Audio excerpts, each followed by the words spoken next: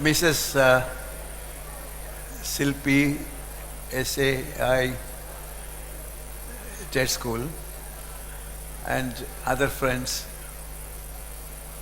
Some of your names I may not be familiar with.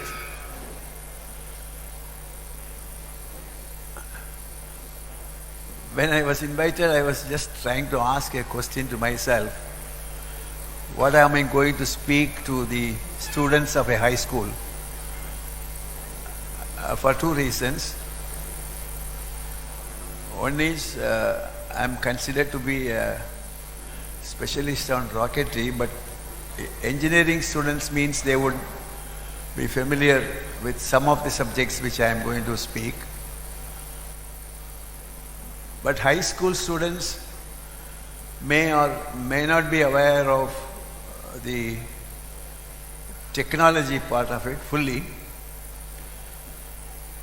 But then the Rocketry movie reminded me one thing, that this movie was received very well in almost all the cities of our country. We happened to see the movie along with the audience, not very well educated in that sense. In many of the cities like Bombay, Delhi, Calcutta, Bangalore, Trivandrum, Madras, uniformly it was appreciated by all the people, and by the time they were coming out of the cinema hall, I saw them coming with a heavy heart. Myself and Madhavan were trying to see this and then try to understand how the reaction of the public is. So that has come to my help in the sense that I understand, if not all, most of you must have seen the movie, which makes my life easier. Of course, the movie did not show the entire episode, which took place over a period of 50 years. For two reasons. One is the length of the film can't go beyond already it is 2 hours 45 minutes. Another reason is certain things we will not be able to say openly for reasons which is in the interest of the country. Now I thought I'll select some kind of incidents which are not primarily shown in the movie, but my experience, in a way it is a memory of myself. So I just want to touch upon those subjects as brief as possible. See, immediately after my graduation in the year 1965, without the results being published, I got a job in a sugar factory as an assistant engineer trainee. So I was told that to learn the sugar technology, it takes 3 years. I didn't believe it, but still I kept quiet. But when I joined the company, I understood it means receiving the sugar cane, shredding them into pieces, squeezing them into juices, boiling the juices and take the sugar out of it. It's not something complicated, and it was not worth saying that it will take 3 years, but in about 3 weeks, in fact, not only that I have mastered the technology, but also found out that it is so easy and there are so many improvements are possible. For example, they had one pump, and if that pump fails, the entire factory will come to a halt. So I said, why not you put a standby pump in a parallel mode so that you can, when the pump fails, you can use this pump, like that.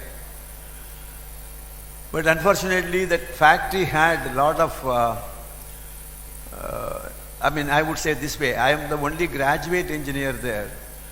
The others are all different, chief engineer, including the chief engineer. So what happened, we couldn't get along well, because whatever I say is not liked by him, and whatever he does is not liked by me, so we thought it will not run long.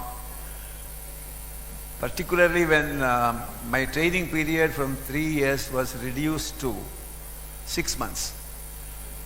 And salaries were hiked up, and this is not with the recommendation of the chief engineer, which he didn't like it very much. So we quarreled. Only on a small matter, but it's a very big matter for me. When my mother was not well, I went and asked him to give me a leave for 3 days. And he said, who will take care of the ships? I said, I have already talked to my colleagues. They will be taking care of it in turn. Like that it went on. Then he asked, are you the chief engineer? Am I the chief engineer? I said, you are definitely the chief engineer. I am only trying to tell you that this is taken care. So he said, I am not going to give you leave. I came out, took a sheet of paper, wrote my resignation letter, took it to him. Then he said, I told you that I will not give you leave. I said, keep the hell out of your leave. I am not asking for leave. I am asking for a relieving order. I am leaving this job. I left the job because my mother was more important to me than anything else in the world. So I walked out, got hold of the bus, and then came to my place. Took my mother to the doctor. She is a heart patient. And so everything was settled. After about 3-4 days, I started thinking, what am I going to do? I have no job. So there was a newspaper lying down below. I just picked it up, and there was an advertisement from Tumba Equatorial Rocket Launching Station, which is known as shortly TERLS, T-E-R-L-S, asking for an engineer, technical assistant, and which exactly suited my qualification. And I looked at the date, it was 18th June 1966. And the date I am looking at is actually 18th June. And this was in the evening, so that means the date is over. Then I said, all right. So 19th morning I took a car and then went to that place. The administrative officer told me yesterday itself the last date is over, so we are not going to entertain you. I said, if you receive an application from somebody who is living in Madras, tomorrow or day after, what are you going to do? Are you going to reject those applications? He stared at me, he said, I don't know, but that's it. Then the next question I asked was, who is your director? Next room. At that time in Tumba, there were only 3 buildings, old buildings. One is a bishop house where the bishop used to live. Another one is the church itself, Magdalene Church. And third one, they call it as a school building. These are the 3 buildings. So I walked into the director's office, which is a bishop house. Straight away I told him I am so-and-so, I worked in a sugar factory and I won't be able to produce any experience certificate because I fought with them. So, etc. He looked at me, I don't know, somehow he was impressed.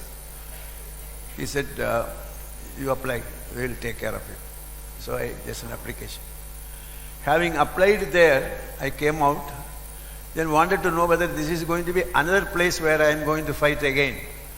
So just wanted to make sure about that place. So I inquired, and some people said there is a place called Indira Bhavan, where the TERLS people who are working there are staying. So I went there to inquire about what is TERLS and what can be offered to me. So I met a person by name Aravamudan, is shortly known as Dan, who later became the director of security, safety, telecommunication, etc. Recently passed away. Then he told me, look, I don't know more about the field you are going to enter in. You look at that shorty, there is a short person. He knows your field, so you go and talk to him. He will tell you whatever you are asking for. So I looked at the shorty, he was a short person, lean. So I went to him and then I told him that this is my requirement, I just want to know how the organization is going to be. He somehow assumed that I have come there to get his recommendation to get into the job. I felt sad about it, not only sad, I felt bad about it. Then in order to remove his suspicion, I said, I am not here to ask for your recommendation. Just want to check with you what is the organization like. Then he gave me something, then I didn't bother. Anyway, I said, I am going to decide on this factor later.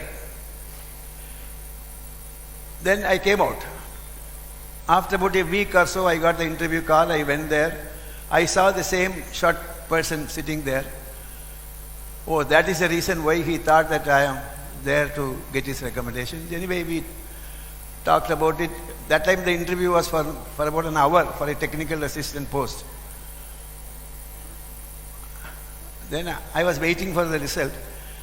The person whom I met in the beginning, that is Dr. H.G.S. Murthy, he is the director, who later became the officer in charge of outer space in United Nations. He came out and then said, his first question was, before myself asking him, he asked me, when are you joining us? Which means I understood that they have selected me. I said, tomorrow. And then incidentally, the short person came to me and then said, on that day you didn't ask my name. Now let me tell you, my name is Kalam, APJ Abdul Kalam.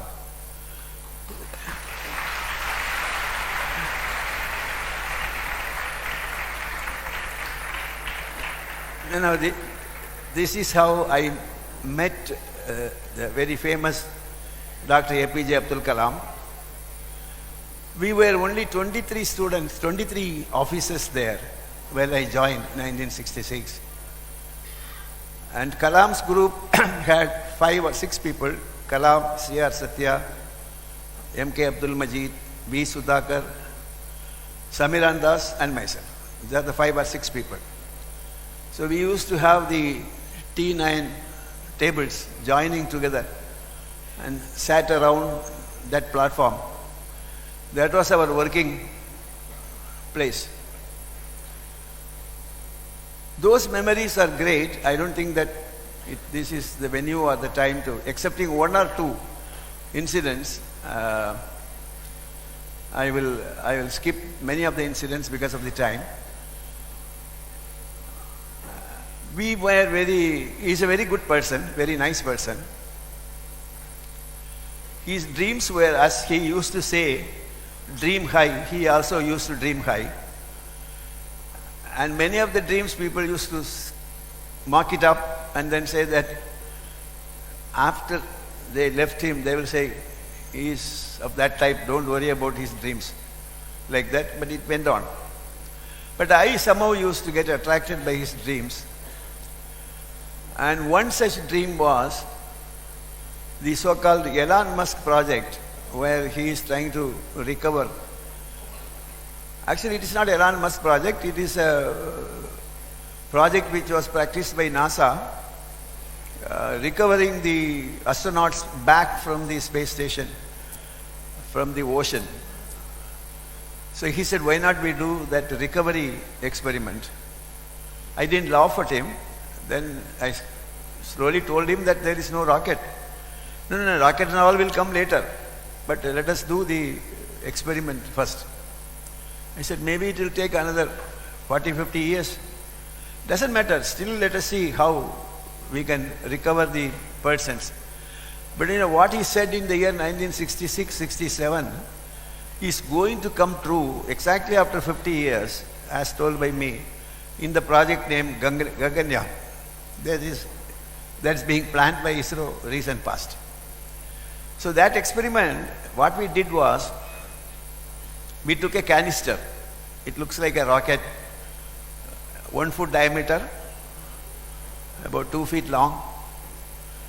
We stuffed a parachute and a cable cutter and a coloring dye box, so many stuffs inside, and took it by a Pushpak aircraft. That aircraft was piloted by one Captain Krishnan.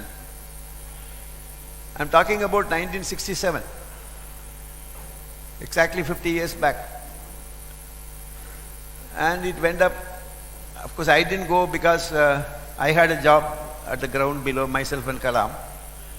So Sudhakar went there, and that flight can carry only 2 people.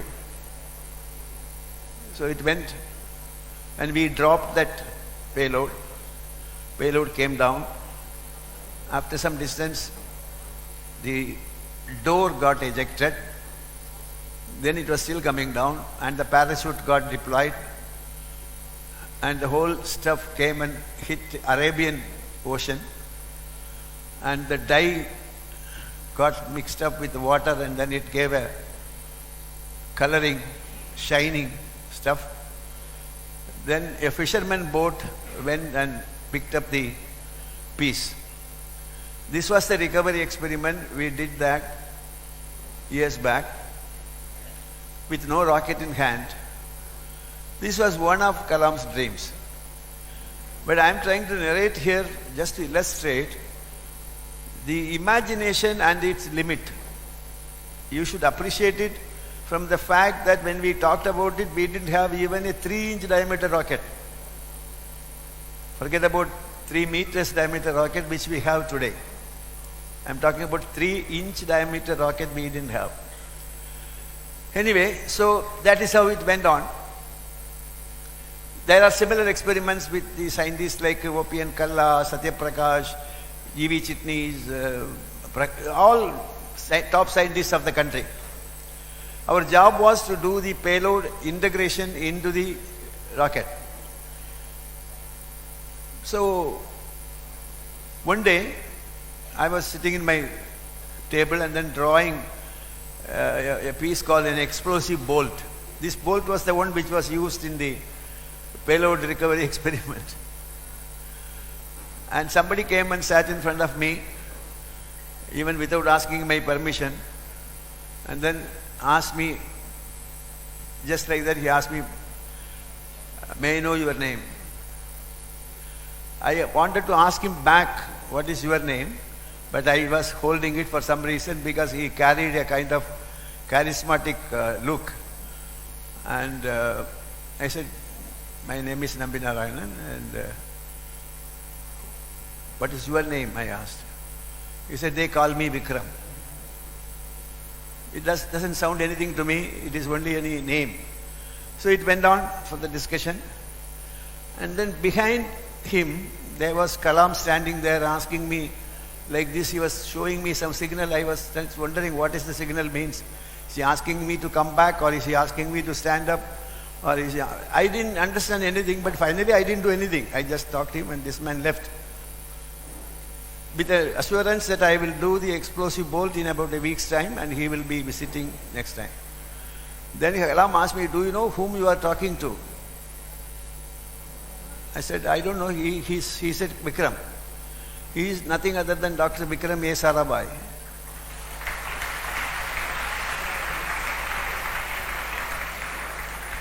I asked, "Is it true that I was talking to Vikram Sarabhai?" "Yes, I showed you my signal, you didn't bother." I said, "Not that I didn't bother, I didn't understood. I didn't understand what was your signal." That day is the first time I met Vikram Sarabhai. The relationship between Kalam, Vikram Sarabhai, these two, grew to very high levels over the next periods. This was during 1967. Unfortunately, Dr. Sarabhai passed away during 1971, December 30th. And Kalam passed away recently, 5-6 years back, 8 years back. These two gentlemen have impressed me many things. Out of that, Kalam's impression was dream. he used to say to the common young engineers and young mind that dream big. Not ordinarily big, very big. Whether you can do it or not, you keep on dreaming about it. And Vikram Sarabhai had another message. He was very hopeful of the Indian brain. He was thinking of pooling the Indians working abroad and then bringing them here will make India very bright. He did that also, partly. But whatever is their merit, I had the fortunate thing that I am working with them very closely. As I told you, we were only 23 people. Every day we used to be the last bench, in the bus we used to sit, myself and Kalam used to sit next to each other. We will talk about so many subjects, which includes literature, which includes culture, which includes... Somehow he used to like the talk on Thirukural, which is giving managerial things like that. So this had an everlasting memory in my mind. So this, without which I won't be able to sit here, and I would not have passed those tests which were imposed on me. Now after this, when Kalam started working on the solid rockets, I'll just move on to the real subject. I felt that let Kalam do his job, let me move to liquids. At that time, there is nothing called a liquid. There is not even a propellant. Not even a material which can withstand the temperature. But I had the mantra of dreaming big, and I had the mantra of trying to do something which is not really impossible, but near impossible. But there were people who were mocking at me, saying that where is liquid? Liquid is only in Kaveri, and all kinds of things. But there was not a single man who was telling me that it is great, you do it. But then slowly the momentum picked up, and we had a lot of struggle. What we did was a very small rocket, a 600 kg liquid rocket, 600 kg. You should be able to conceive, some of these students here, you should be able to conceive what is a kg means. Kg means kg, kilogram. 600 kg means 600 kg thrust, the force with which it goes, which was successful. But what happened, we were launching towards east from Sriharikota, morning hours, and the sun is right at your eye, and our rocket did not have any payload, and the radar was not there to work. So you have no way of telling whether the rocket is successful or not, other than your visual evidence. And visual evidence was not possible because the sun was right hitting your eye and the camera was not catching, so we were not able to say that. So everybody unanimously said it is a failure. I was the only fellow who was keeping on telling, no, it is a success. So what, you are not able to see anything. To prove that I am successful, next time I was forced to launch one rocket in the night, and that too cloudless night, so that people will be able to see the flight, which I did. And it was proven to be a successful one.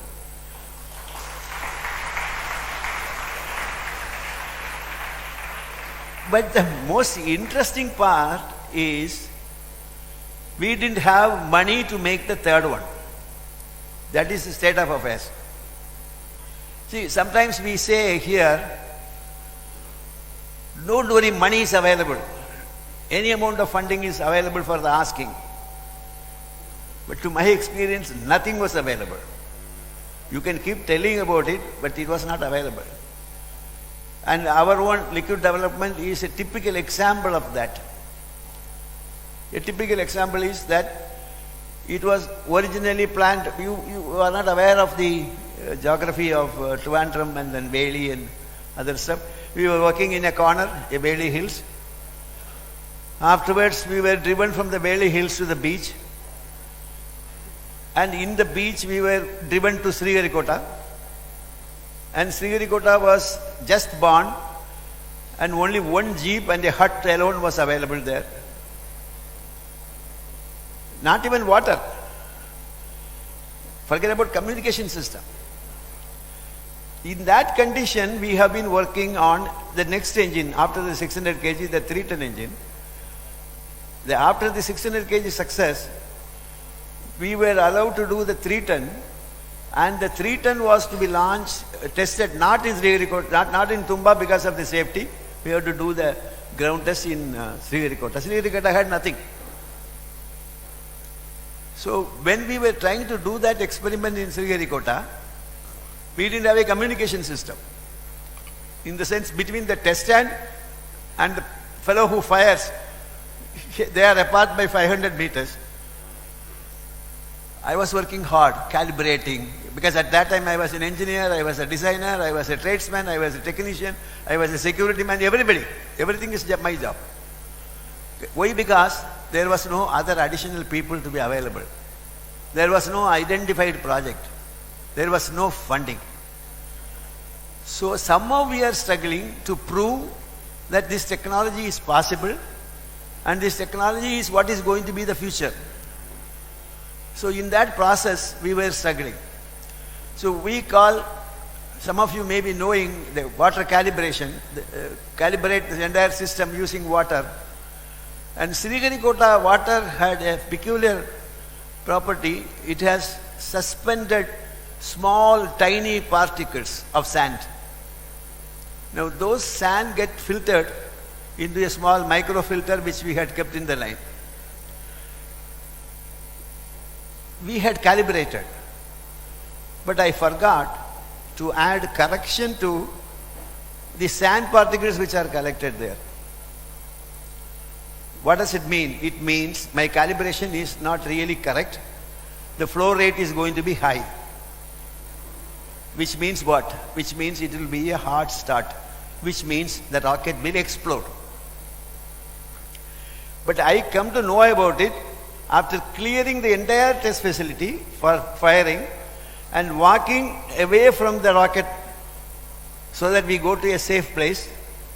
While we were walking, the memory tells me that I have made a mistake. The memory tells me I have calibrated it wrongly. The memory tells me it is going to explode. That time, in the mic, in the loudspeaker, I am hearing the count, T-10 and counting. 9, 8. You have no way to communicate back, don't fire. As we expected, it blasted off. You see, you must appreciate the sheer helplessness of a person who knows that this is going to explode, but we are not able to stop it. It's a pity. And why? Because we didn't have the money. We are talking about money is available for the asking, but we didn't have the money even to have a communication system. So I got vexed up. I said, enough is enough. So I immediately took a car and came back to Madras. Fortunately, the turning point is the two big people, namely the chairman of ISRO, Professor Satish Dhawan, and the director, Brahm Prakash, both were sitting in the lawn and then discussing something seriously. I was very happy to see them with a red face. You are seeing a very old Nambi Narayanan today. I was very young at that time, with full reddish color face because of the sun. I went there and wrote, this is my second resignation letter. First one I gave you to the sugar factory. This is my second resignation letter. I took the letter and gave it to Professor Dhawan and said, thank you, sir. He looked at it, he looked at me, went on back and forth. He said, go and sleep, we will talk tomorrow. So next day he listened to me very patiently. He asked, what is it you want? Please understand, I am the chairman, I don't have ways and means of meeting your requirement. Please understand that I approve of what you are doing, but I don't have the money. He's such a gentleman, gem of a person. Anyway, after a lot of discussion, the possibility of a collaboration, of a joint development with France was born on that day. and I went to France. It's a long story. I don't want to take a... That is all shown in the movie, so I don't have to spend much time on that. So we went there. We did a joint development. I took about 53 engineers. We were there for about 3 to 5 years, different periods. We learned quite a bit. Though the contract is only for the engine part of it, we learned quite a bit. And the net result, after the starting point till the flying point, was totally 19 years, 19. With the participation of 53 full engineers, additional support of something like about 1,000 engineers, additional support of something like about 200 industries, and 19 years. This is what was later alleged, that we have transferred the technology in fishing baskets to Pakistan. This is how the so-called ISRO spy case was born. You see the kind of imagination what can be done. So that engine which we jointly developed, which flew the PSLV project, was called Vikas engine. Actually, I named it Vikram Sarabhai Space Center, Vikram Sarabhai, VIKAS. But to whomever is asking me, I said Vikas means development. That's the only Hindi word I knew. I didn't know much of the Hindi words. So we said that name was there. So before anybody can imagine to keep the name of Dr. Sarabhai, I have named it as Vikas, and that was his name. Now that Vikas engine is the one which is used to carry PSLVs, GSLVs, Chandrayaan, Mangalyaan without a single failure.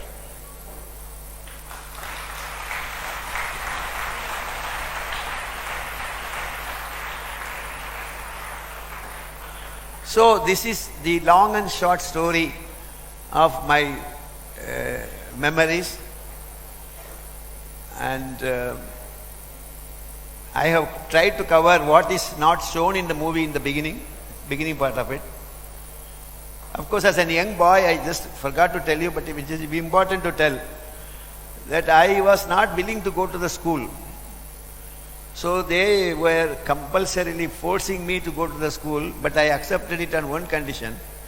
My mother also should come and sit with me in the school. So my mother used to come and sit outside this classroom. I will learn inside, always looking at the outside whether she is there. If she is not there for a minute, then there goes the matter. I will just like that fly off. So I owe quite a bit to my mother, because that is how she shaped me and she taught me.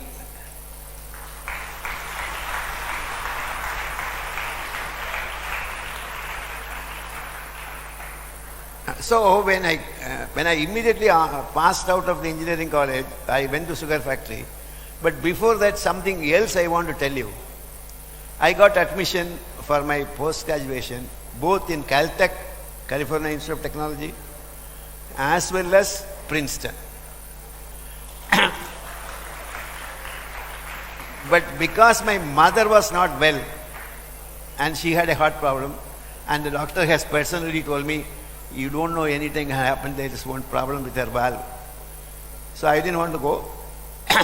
So 1 year passed, next year extension, next year also passed. My mother somehow smelled it and then said that you go, nothing will happen to me, but I didn't want to go. That is one way of repayment of the love and affection she showed to me.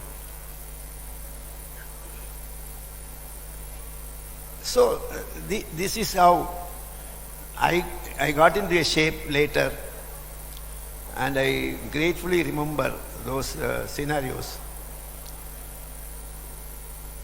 But afterwards I became, studying was not ever difficult for me. Always it was a fun. I used to enjoy my studies. I used to do very well in my engineering studies. So this is the long and short story of my memory. If I want to leave it to you, so that if you have any anything to talk to me, anything to question me, to ask me.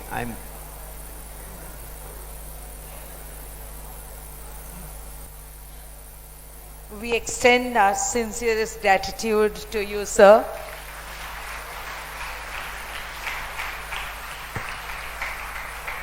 Your inspiring stories have been a profound source of motivation, illuminating our path and guiding us towards the realization of our aspirations. Thank you again, sir, for this enlightening session. Now the floor is open for questions for the audience present here.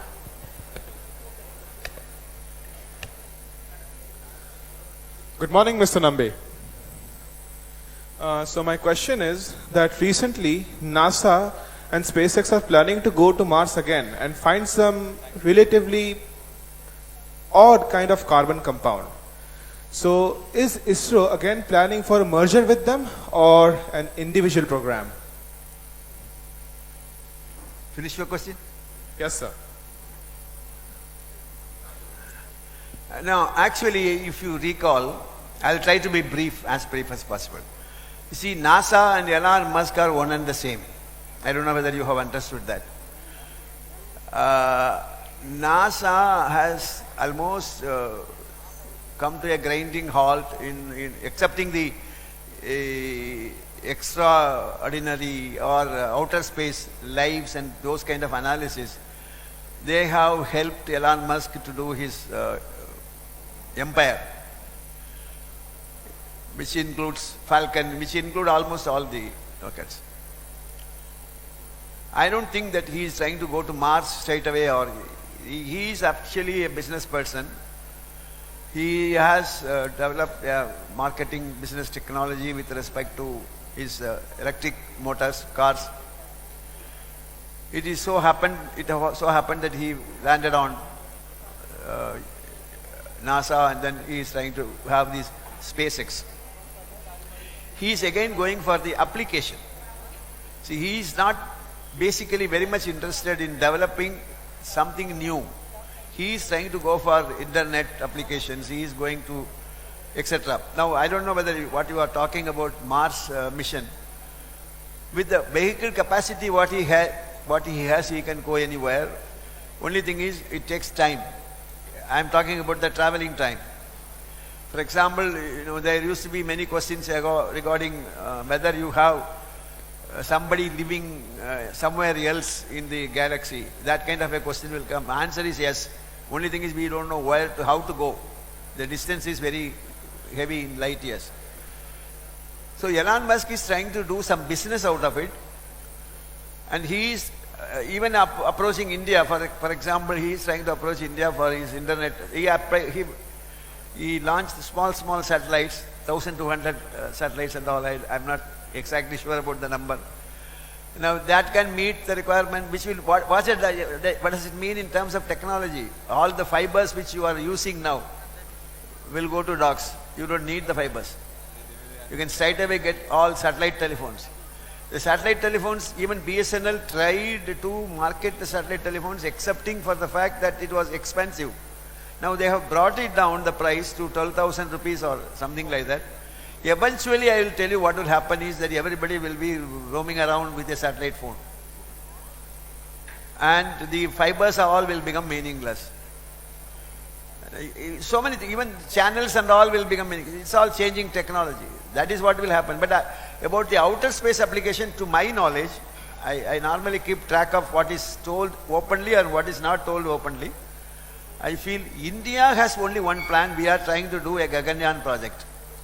By that Gaganyaan, what we are trying to do is that we want to put a space station into an orbit. Now the space station will enable you to go, and maybe it's a 400 kilometer orbit or 500 kilometers orbit, which we call it as near Earth orbit. Live there for about 3 days, 5 days, 10 days, something like a touristic approach. But that is where I keep telling that you need money. For everything you need money. So even if you find NASA has almost stopped, ESA, which is another European Space Organization, They have also nearly stopped accepting launching some satellites. Now, why are we talking about it? So, this is where the problem comes. You need money. Now, if you have ways and means of raising money, yes, you can do the outer space applications. Very much. Does it answer your question? Sir, yes, sir. Thank you.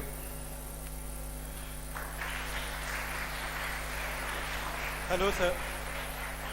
Hello, sir. I'm Subham Acharya. It's really a pleasure to see you here.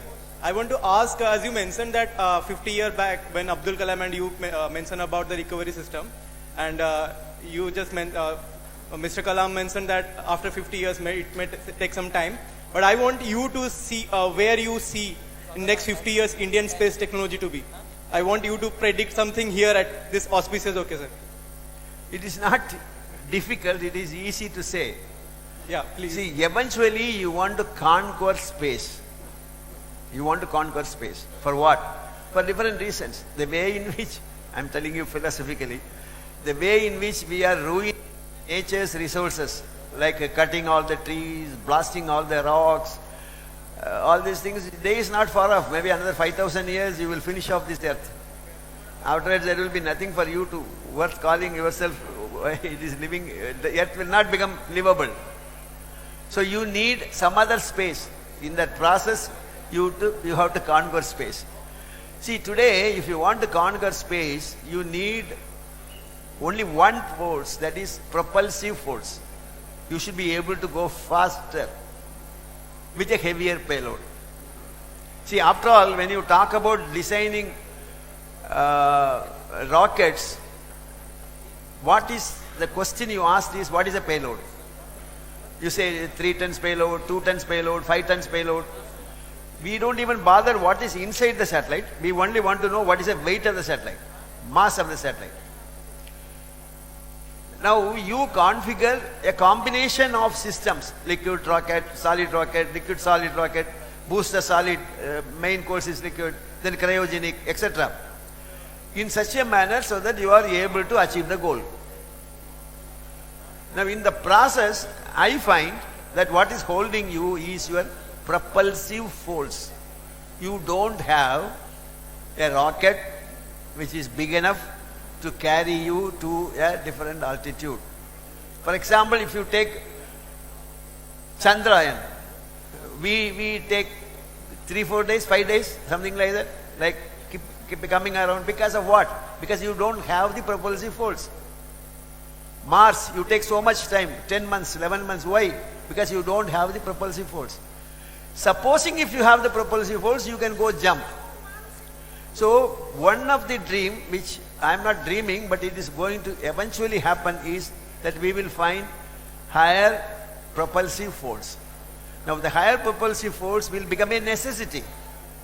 Now, that necessity can be achieved nothing. I will tell you, the Indian brain is in no way inferior to anybody else's brain in the world.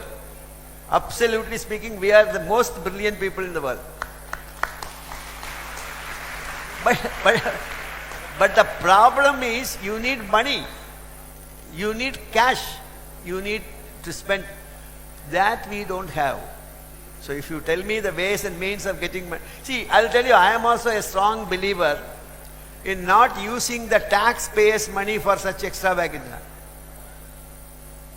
So we should generate money. That is how, see, originally if you talk about 50 years back when we were starting, nobody will appreciate ISRO. ISRO's SLV program will be mocked at by the people called sea-loving vehicle.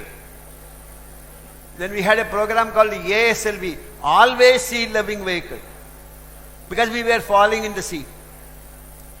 Now today, the same thing, if we are crossing the Ceylon border, is there a way ISRO can find out to tell the fishermen that this is where we are, this is where we are not?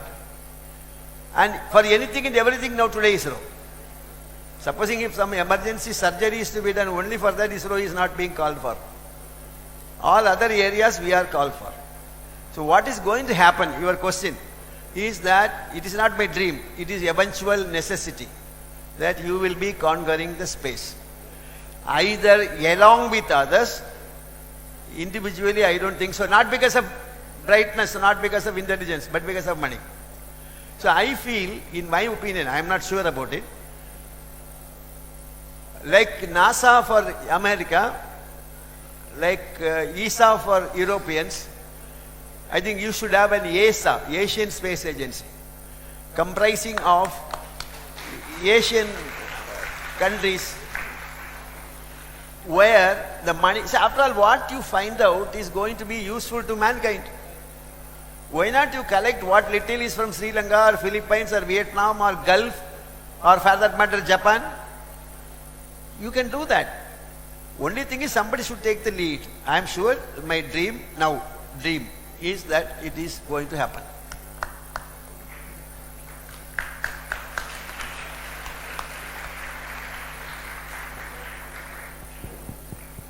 A very good morning, sir. Firstly, I would like to say that we are honored to have you at our school.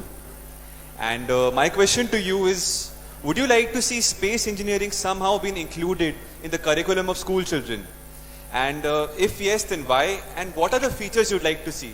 For example, workshops, labs, etc., etc. No, it's a very, if I may say that it is a simple matter. It is in the sense, the awareness of the children here, the very fact that you have invited me shows your interest in space, right? Yes, sir. Now, the same thing is going to be also true if I say that today every children talk about Chandrayaan, Mangalyaan, right? That is their awareness. The awareness comes because now ISRO and its space-related activities have become popular. Children, I will tell you very frankly, my fans club primarily includes 10-year to 12-year-old boys bringing their parents to me and then say, this is so-and-so, meet him. I am one of them, sir. So the children are aware of it. Now in the schools, some curriculum can be included. And I was talking to your principal. In the Montessori system of education, which is, I saw it in Madras.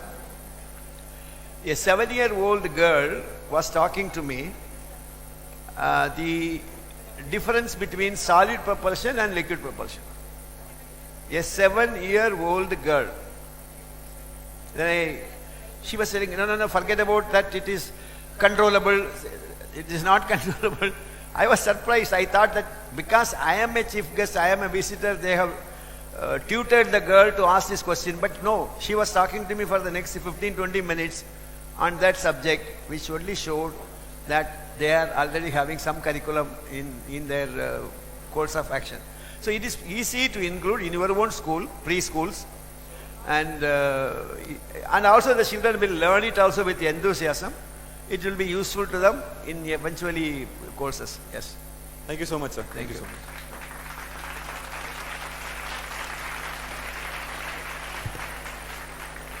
Good morning, sir. My name is Tarun. I'm from class 11. And my question to you is, what did a normal day look like for you at ISRO? And aside from the scientific landmarks that you achieved, what was your biggest personal takeaway from working in such a prestigious institution? No, primarily, I didn't fully get your question, but I imagine something, I am answering that question. Primarily, ISRO is considered to be an organization with prime intelligence. You name a field, let it be geography or let it be physics, chemistry, mechanical engineering, electrical, civil, guidance, control, everything. Metallurgy, we have the best brain in the country. Best brain in the country. Yes, sir. It is not an exaggeration, which is true, which we have proved time and again. Many, not to the public, but we have proved. I know that. So, ISRO can be used, according to me, as a model organization, which can do certain things good if you are free from mismanagement and all associated fields associated with that mismanagement. Then how an organization will emerge. A typical example is ISRO. Namaskar, sir. Very good morning. I wanted to ask that you went to Princeton late in the day to pursue liquid propulsions and cryogenic technology, when it was not very much known to the scientific fraternity. Now, decades later, when the scientific fraternity is at its zenith of achievement, do you feel that India has that capability or the technology to equip their young minds with the knowledge of cryogenics and liquid propulsions? No, actually, your question itself has the answer. You see, please believe me, I am telling you, supposing if we start teaching the young students here about cryogenic propulsion or advanced propulsion, for that matter, ion propulsion, I can bet you will learn it in less than a year. And in less than 2 years, you will start delivering products out of it. Because that is the kind of intelligence we have. There is no doubt about it. I hope you have answered your question.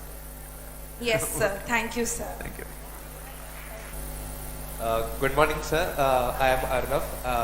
First of all, I am very delighted, and it was a dream to talk to you and to see you this close. You were my idol. Since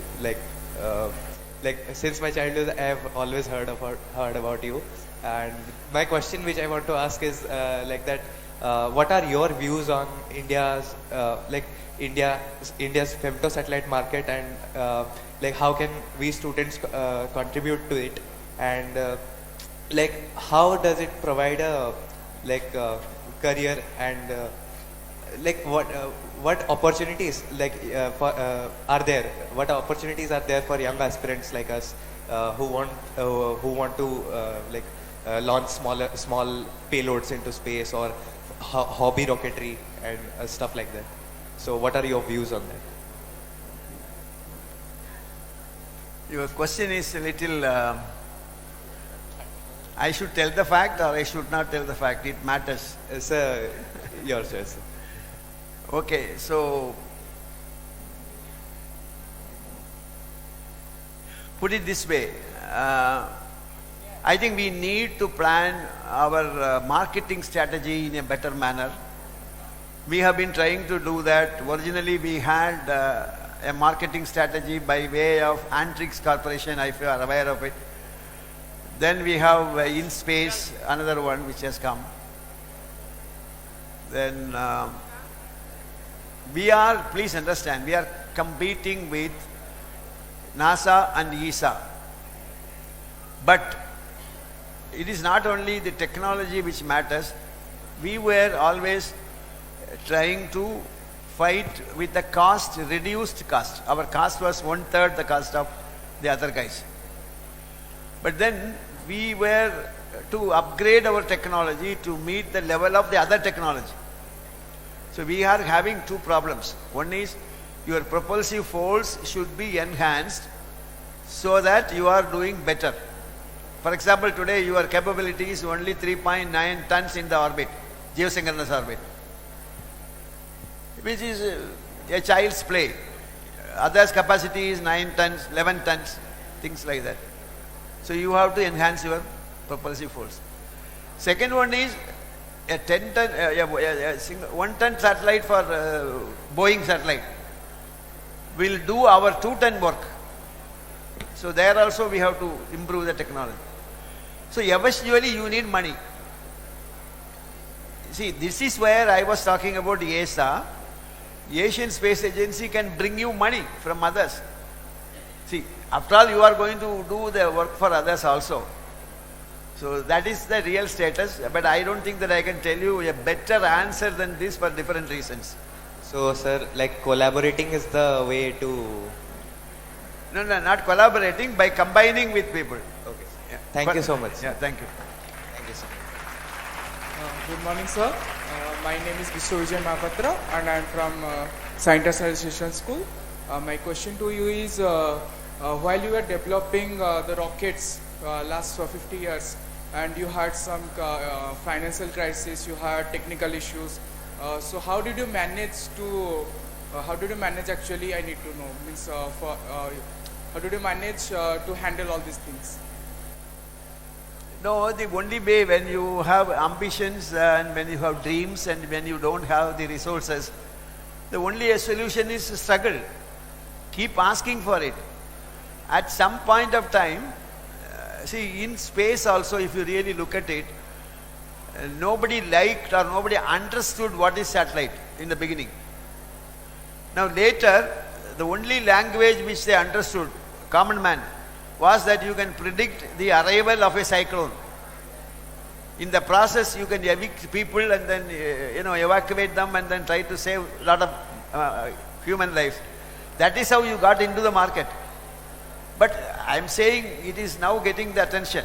It is now getting the attention. You are getting a lot of money. But that is not sufficient. What you need is much more. Now that much more can come not only from your own sources, but from others also. After all, what you are finding out is going to be useful to them also. So that is the idea. Thank you so much. Greetings, sir. My name is Antariksh Das and I'm in class 11. Sir, as you can tell, NASA and SpaceX and other European space agencies are pushing forward into the limits of Mars colonization and exploration. My question to you is, where do you see India and more importantly, ISRO in Mars colonization? Well, you know one thing very well, that the Mars mission, we went into the Mars orbit. I think we are not one, we are the first country in the world to achieve that orbital. On the first attempt. First attempt. Does it not show you how brilliant we are? Absolutely, sir. So, again, I'll tell you this question, I am honestly fed up from various people, is that straight away I will ask the question on your behalf. Why not we do a very grand exploration of space and spend all the money for that? Nobody will approve it of. Yes. So for everything, even in your own style, if you want to do it at a cheaper cost, you need money. Absolutely. So that capability we don't have because we have other priorities also, reasonably. It is not unreasonable. They have other priorities also. So that is where you always pull the money from others also. So this one has to take its own. Somebody asked me the question, what is my hope? I said this is my hope. Hope it will come. Not only today's hope, it was there for the past 20, 30 years. Right, sir. Sir, my question to you was more like, are there any long-term plans for ISRO in the future? Oh yeah. See, one thing we are very interesting, very good at it, is that our plans are always good. We have excellent plans. Only thing is executing the plan alone matters. Absolutely, yeah.